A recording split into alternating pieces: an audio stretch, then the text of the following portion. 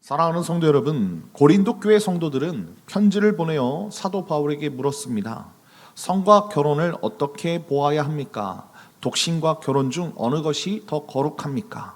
믿지 않는 배우자와는 계속 살아야 합니까? 여러분, 고린도라는 이 도시는요, 두 극단이 부딪히고 있었습니다.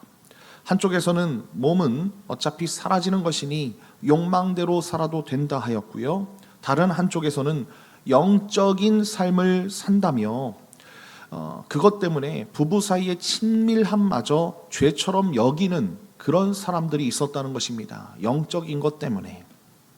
자, 오늘 본문은 그 혼란 한복판에 사도 바울이 던지는 답입니다. 결혼이든 독신이든 믿는 부부든 한쪽만 믿는 부부든 모두 한 자리에서 만나게 되는 거예요. 곧 하나님이 부르신 자리, 화평으로 부르신 자리라는 것입니다. 자, 그렇다면 바울은 성과 결혼의 혼란 앞에서 무엇이라고 답하고 있습니까? 자, 첫 번째는 이것입니다. 첫 번째는요, 부부의 자리는 서로를 세우는 언약의 자리라는 것입니다. 자, 우리 함께 1절과 2절을 읽어보겠습니다. 1절과 2절입니다. 너희가 쓴 문제에 대하여 말하면 남자가 여자를 가까이 아니함이 좋으나 음행을 피하기 위하여 남자마다 자기 아내를 두고 여자마다 자기 남편을 두라. 아멘. 여러분, 남자가 여자를 가까이 아니함이 좋으나라는 이 말은요, 바울 자신의 결론이 아닙니다. 고린도 교회 일부 성도들이 세상의 지혜를 따라 내걸었던 일종의 모토였습니다. 가까이 하다라고 번역된 말은요, 부부 사이의 친밀함을 가리키는 단어입니다. 그러니 이 구호는 영적인 삶을 산다면서 부부의 자리를 떠나려 했던 극단적 금욕주의자들의 주장이었다는 것입니다. 바울은 그 주장을 받아 적고 곧바로 뒤집는 것을 볼 수 있어요. 자, 2절을 보니까 뭐라고 말씀했습니까? 음행을 피하기 위하여 남자마다 자기 아내를 두고 여자마다 자기 남편을 두라라고 말씀하고 있지 않습니까? 여러분, 부부의 자리는 피해야 할 자리가 아니라 하나님이 우리의 연약함을 아시고 세워주신 보호의 울타리라는 것을 여러분들이 잊지 마시길 예수님의 이름으로 축원드립니다. 자, 이어서 3절부터 5절을 보면 이렇게 말씀하고 있습니다. 남편은 그 아내에 대한 의무를 다하고 아내도 그 남편에게 그렇게 할지라. 아내는 자기 몸을 주장하지 못하고 오직 그 남편이 하며 남편도 그와 같이 자기 몸을 주장하지 못하고 오직 그 아내가 하나니. 서로 분방하지 말라. 다만 기도할 틈을 얻기 위하여 합의상 얼마 동안은 하되 다시 합하라. 이는 너희가 절제 못함으로 말미암아 사탄이 너희를 시험하지 못하게 하려 함이라라고 말씀하는 것을 볼 수 있습니다. 여러분, 사도 바울은 부부의 친밀함을 의무라고 표현하고 있습니다. 이 의무는요, 차가운 책임이 아닙니다. 한 몸이 된 그런 상대를 향해 마땅히 해야 할 사람이라고 표현하고 있지 않습니까? 그리고 4절에서 놀라운 말씀을 하고 있지요. 아내의 몸은 남편이 주장하고 남편의 몸도 아내가 주장한다라는 거예요. 여러분, 당시 헬라 사회에서는 남편만 주인이었고 아내는 그 소유였습니다. 그런데 사도 바울은 그 일방 통행을 깨고 있어요. 서로가 서로에게 속한다고 선언하는 것입니다. 부부의 친밀함은 한쪽이 다른 한쪽을 차지하는 자리가 아니라 서로가 서로에게 자신을 내어주는 자리인 줄 믿습니다. 사랑하는 성도 여러분, 부부의 자리는 내 만족을 채우는 자리가 아닙니다. 한 몸이 되어 서로를 세우도록 하나님이 주신 언약의 자리인 줄 믿습니다. 오늘 하루 아내와 남편을 향하여 내뱉었던 말, 서로에게 내밀었던 손길 하나하나가 상대를 사용하는 자리였는지 아니면 상대를 세워주는 자리였는지를 우리가 주님 앞에 돌아보는 저와 여러분 다 되시길 예수님의 이름으로 축원드립니다. 자, 그렇다면 결혼하지 않은 자들은 어떻게 살아야 합니까? 라는 것이죠. 자, 두 번째는 이것입니다. 각자 받은 은사대로 부르신 자리를 지켜야 된다는 것입니다. 자, 함께 말씀 보겠습니다. 7절입니다. 7절을 보면 이렇게 말씀하고 있어요. 나는 모든 사람이 나와 받기를 원하노라. 그러나 각각 하나님께 받은 자기의 은사가 있으니 이 사람은 이러하고 저 사람은 저러하니라 라고 말씀하는 것을 볼 수 있습니다. 여러분, 사도 바울은요, 자신이 독신으로 사는 것을 좋게 여기고 있습니다. 6절에서 그는 앞선 권면이 허락이요 명령은 아니라 라고 분명히 하고 있지 않습니까? 부부의 친밀함도 독신의 삶도 하나님이 명령으로 강제하신 것이 아닙니다. 그분이 각 사람에게 다르게 주신 은사의 영역이라는 거예요. 틀린 것이 아닙니다. 다르게 주신 은사의 영역이라는 것입니다. 여러분, 여기서 은사는 능력이 아니라 하나님이 그 사람에게 정해주신 부르심의 자리라는 거예요. 어떤 이에게는요, 결혼의 삶을 주셨고 어떤 이에게는 독신의 삶을 주권적으로 정해 주셨다는 거예요. 그러므로 결혼한 자는 독신을 부러워할 필요가 없고 독신인 자는 결혼한 자를 부러워할 필요가 없습니다.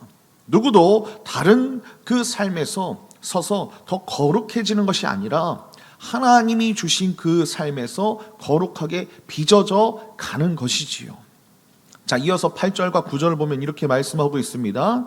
내가 결혼하지 아니한 자들과 과부들에게 이르노니 나와 같이 그냥 지내는 것이 좋으니라. 만일 절제할 수 없거든 결혼하라. 정욕이 불같이 타는 것보다 결혼하는 것이 나으니라 라고 말씀하고 있습니다. 여러분, 사도 바울의 권면이 아주 솔직하지요.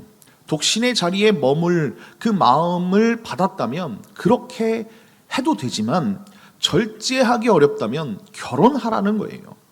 여러분, 왜 그렇습니까? 자기 연약함을 인정하지 않고 독신을 영적인 자랑거리로 붙들려다가 오히려 죄에 빠지는 것보다 하나님이 정하신 결혼의 질서 안에서 삶을 정돈하는 것이 더 좋기 때문에 그렇습니다.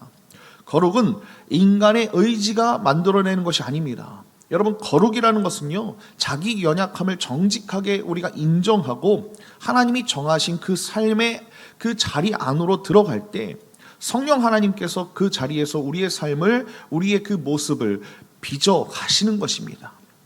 사랑하는 성도 여러분, 우리에게 필요한 것은 다른 사람의 자리를 흘끔거리는 시선이 아니라 나를 그 자리에 부르신 하나님의 주권을 신뢰하는 마음입니다. 결혼을 했든 독신이든 오늘 내가 서 있는 그 자리가 하나님이 주신 은사의 자리라는 것을 여러분들이 잊지 마십시오. 그리고 그 삶에서 여러분들이 신실하게 믿음으로 걸어가는 우리 드리움교회 모든 성도들 다 되시길 예수님의 이름으로 축원드립니다. 자, 주님은 이미 맺어진 부부와 믿지 않는 배우자와 사는 그 성도에게 이제 뭐라고 말씀하시는지를 함께 보겠습니다. 세 번째입니다. 세 번째는요, 가정은 주님이 부르신 화평의 자리라는 거예요. 자, 오늘 말씀 10절 11절을 보겠습니다. 결혼한 자들에게 내가 명하노니 명하는 자는 내가 아니요 주시라. 여자는 남편에게서 갈라서지 말고 만일 갈라섰으면 그대로 지내든지 다시 그 남편과 화합하든지 하라. 남편도 아내를 버리지 말라라고 말씀하는 것을 볼 수 있습니다. 여러분, 여기서 사도 바울은 분명히 말하고 있습니다. 명하는 자는 내가 아니요 주시라라고 말씀하고 있어요. 여러분, 이것은 사도 바울의 의견이 아니라 하나님의 명령입니다. 주님은 마태복음 19장 6절에서 하나님이 짝지어 주신 것을 사람이 나누지 못할지니라 라고 분명히 말씀하셨습니다. 여러분, 부부의 자리는 두 사람만의 자리가 아니라 하나님이 친히 짝지어 주신 언약의 자리이기 때문에 그렇습니다. 여러분, 14절을 보니까 뭐라고 말씀하고 있습니까? 14절, 믿지 아니하는 남편이 아내로 말미암아 거룩하게 되고 믿지 아니하는 아내가 남편으로 말미암아 거룩하게 되나니 그렇지 아니하면 너희 자녀도 깨끗하지 못하니라. 그러나 이제 거룩하니라 라고 말씀하는 것을 볼 수 있습니다. 여러분, 이 말씀은 믿지 않는 배우자가 자동으로 구원받는다는 그런 뜻이 아닙니다. 구원은 오직 성령 하나님의 부르심과 예수 그리스도의 은혜로만 되는 줄 믿습니다. 사도 바울이 말씀하는 것은요, 이 거룩하게 된다라는 이 말은요, 믿는 자가 함께 사는 그 가정이 하나님의 거룩한 영향력 아래에 놓여 있는 상태다라는 그런 뜻이에요. 바리새인들은 분리를 통한 거룩을 말했지만 우리 주님께서는 교제를 통한 거룩을 말씀하셨다는 것입니다. 믿는 자가 그 자리를 떠나지 않을 때 복음은 그 가정 안에서 일하기 시작되는 줄 믿습니다. 자, 15절과 16절 보겠습니다. 15절 16절입니다.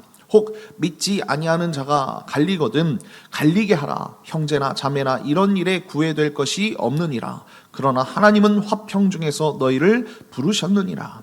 아내된 자여 내가 남편을 구원하는지 어찌 알 수 있으며 남편 된 자여 내가 내 아내를 구원하는지 어찌 알 수 있으리요 라고 말씀하는 것을 볼 수 있습니다. 여러분, 물론 모든 가정이 온전히 함께 갈 수 있는 것은 아니에요. 믿지 않는 배우자가 떠나기로 한다면 믿는 자가 그를 억지로 붙들 의무는 없습니다. 그러나 그 모든 상황 그 위로 한 문장이 흐르고 있지 않습니까? 뭐라고 말씀하고 있어요? 마지막에 15절 마지막에 하나님은 화평 중에서 너희를 부르셨느니라 라고 말씀하고 있어요. 가정의 결론은 다툼이 아니라 화평이라는 것입니다. 화평은 단순히 조용한 상태가 아니에요. 하나님과의 그 관계 안에서 사람과 사람 사이에 흘러나오는 복음의 질서라는 것입니다. 그리고 16절에 뭐라고 말씀하고 있습니까? 네가 남편을 구원하는지 어찌 알 수 있으며 네가 내 아내를 구원하는지 어찌 알 수 있으리요라고 그렇게 덧붙이고 있지 않습니까? 여러분, 이 말씀은 네가 구원하라라는 명령은 아니에요. 오히려 너도 모른다라는 그런 겸손이라는 것입니다. 구원은 우리의 노력이 아니라 하나님의 주권 속에 속해 있습니다. 그러니 우리가 할 일은 배우자를 구원하려 애쓰며 지치는 것이 아니라 그 자리에서 화평을 잘 지키고 주님이 일하시기를 기다리며 기도하는 거예요. 그리고 삶으로 나타내는 것이죠. 사랑하는 성도 여러분, 가정의 갈등 앞에서 우리가 가장 먼저 있는 것은 누가 그 자리에 우리를 세우셨는가, 우리를 누가 부르셨는가, 이것을 잊어버린다는 거예요. 우리의 삶에, 우리의 그 자리에 우리를 세우신 분은 화평의 하나님이시라는 것을 여러분들이 잊지 마십시오. 오늘 하루 배우자에게 건네는 말투, 자녀와 나누는 눈빛, 부모님께 드리는 안부 한마디, 그 작은 것 안에 화평으로 부르신 부르심이 흘러가도록 주님 앞에 우리 마음을 다시 정결케 하고 그 사랑으로 가득 채우는 저와 여러분 다 되시길 예수님의 이름으로 축원드립니다. 결론입니다. 이성호 목사님의 그리스도인으로 산다는 것이라는 그런 책에 이런 이야기가 나와요. 한 텔레비전 프로그램에서 어떤 한국 여성이 학벌이 좋고 직장과 연봉이 좋고 집안도 좋은 배우자를 찾는다고 말하니까 그 옆에 있던 한 외국인 여성이 이렇게 물었다고 합니다. 당신은 거지입니까? 여러분, 받기만을 원하는 결혼관에 대해 아주 충격적으로 이 외국인 여성분이 그렇게 말을 한 거예요. 여러분, 저자가 출석하는 이 남천안 장로교회에는 참으로 아름다운 한 자매가 있다고 합니다. 그녀는 희귀병으로 다리를 잘 쓰지 못하는 장애가 있는 남성과 결혼했고요. 벌써 2 아이를 낳았다고 해요. 평생 남편의 장애를 돕는 일도 쉽지 않은데 육아의 짐까지 함께 짊어졌습니다. 남편도 자신이 할 수 있는 한 아내를 정성껏 돕고 있다고 해요. 여러분, 오늘날 많은 사람의 눈에는 이런 결혼이 손해처럼 보일 수 있어요. 그렇죠? 여성이 손해 아닙니까? 그러나 여러분들 잊지 마십시오. 우리 주님께서 뭐라고 말씀하셨습니까? 주는 것이 받는 것보다 복되도다라고 분명히 말씀하고 있지 않습니까? 여러분, 이 말씀이 진리라면 여러분, 이 결혼은요, 그 어떤 결혼보다 복된 결혼인 줄 믿습니다. 사랑하는 성도 여러분, 오늘 본문이 우리에게 묻는 거예요. 나는 부부의 자리, 독신의 자리, 가정의 자리에서 무엇을 받기 위해 살고 있는가? 아니면 무엇을 세우기 위해 살고 있는가? 여러분, 부부의 자리는 서로를 세우는 언약의 자리이고 독신의 자리는 하나님이 주신 은사의 자리이며 가정은 주님이 부르신 화평의 자리인 줄 믿습니다. 세 자리는 다 다른 자리인 것 같지만 한 부르심 안에 있다는 거예요. 하나님이 우리를 그 자리에 세우셨고요, 그 자리에서 우리를 빚어 가시는 줄 믿습니다. 오늘 하루 주님이 세우신 그 자리에서 한 걸음 더 신실하게 걸어가는 우리 드리움교회 모든 성도님들 다 되시길 예수님의 이름으로 간절히 축원드립니다.